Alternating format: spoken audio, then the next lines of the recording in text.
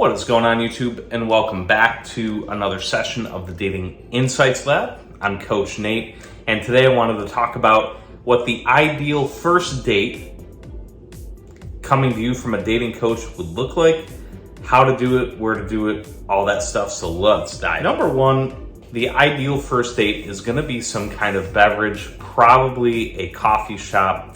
You could do a bar if you want, whatever, but it should be centered around a beverage. Number one, it's quick. Number two, it's easy. And really a big part of that is it's super low investment. So the first date, you're really just kind of vetting each other as people to even see if y'all are a good fit at all. So what's nice is you don't have to be there for an hour and a half waiting for food to come out and this, that, and the other thing. There's no pressure of like, well, should I dress up fancy or should I be super casual? All that stuff, there's some awkward pressure there that gets wiped away if you're just going out for a beverage. Number two, the beverage date is very conducive for you to be able to get the heck out of there if the other person is bad. Now look, this has happened to me before where I started talking to somebody online. I didn't vet them very well, got to the in-person date, and I knew within 5 minutes that this girl was not my type whatsoever. Wanted nothing to do with it. Now, it would be pretty rude for me to just slam through my beer or coffee or whatever and then just run out of there. So I didn't do that. I still conducted the date okay.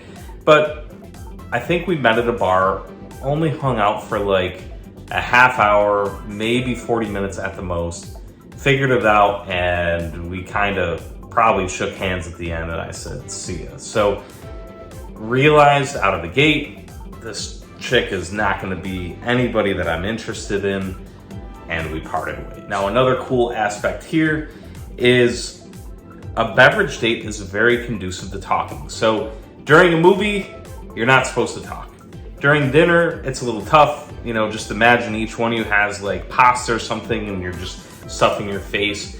Not very conducive to like getting to know each other, for building attraction, stuff like that. So why I really like a coffee date or a beverage date on the first one is it's conducive for you guys to get to know each other, to vet each other, all that happy stuff, really get some good talking in while you casually sip on your coffee as an example.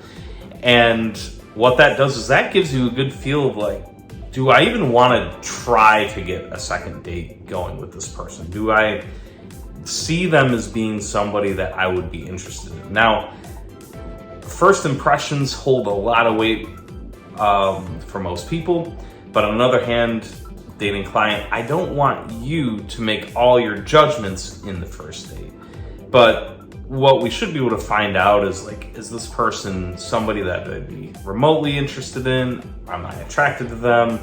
Are they crazy? Could they have that potential to be a toxic person to be in a relationship with? So if the conversation goes pretty smooth, pretty well, there's some flirtation, maybe even like some gentle, escalation where maybe one person puts their hand on another for a little bit, that is all well fine and cool. And all that stuff, again, much easier to do on a beverage date.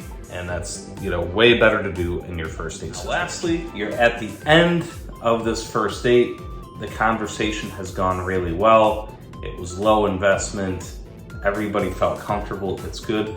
What I need you to do, dating prospect, is make sure you close a time for the second one if you're interested in them. So there's almost nothing worse where you like kind of say goodbye at the end, maybe a hug. I really don't like people kissing on the first date. I think that can be too needy, can be very counterproductive if we're trying to lay the foundation of a good, healthy relationship.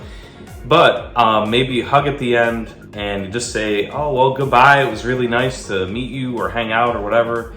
And then now what do we do? Do I text them right after? Do I wait 2 days? All that silly hoopla that's out there in the dating world. Well, One thing I want you to do right in that date is set the second date up if you're interested in that. I want you to say, hey, I had a really good time. It was cool to get to know you. Today is Friday. Are you doing anything, this coming Tuesday, right? So we don't want to be too needy and try to get something the next day or the day after, right? That's awkward. But if you put it maybe 4 or 5 days out, hey, what are you doing Tuesday night? Would you want to go grab a quick bite?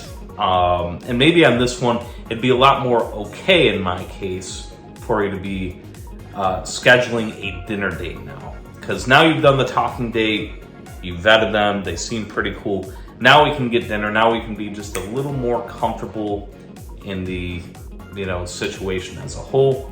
But make sure, like I said, at the end of the first one, we schedule that, right? The time, the date, whatever, make sure they're cool with it.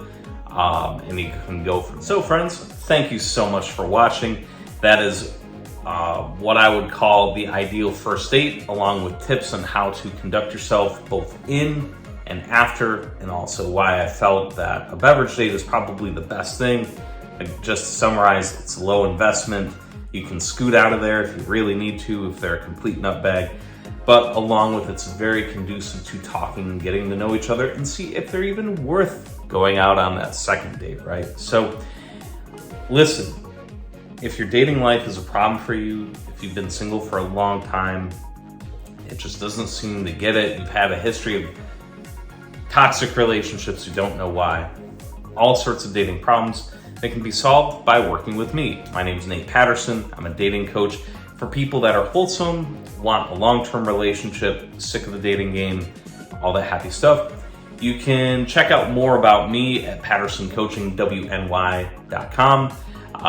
You can send me an email right away at pattersoncoachingwny@gmail.com. That's my email. Comes right to the phone. Love to talk to you, hear your story, and we'll see you in the next one.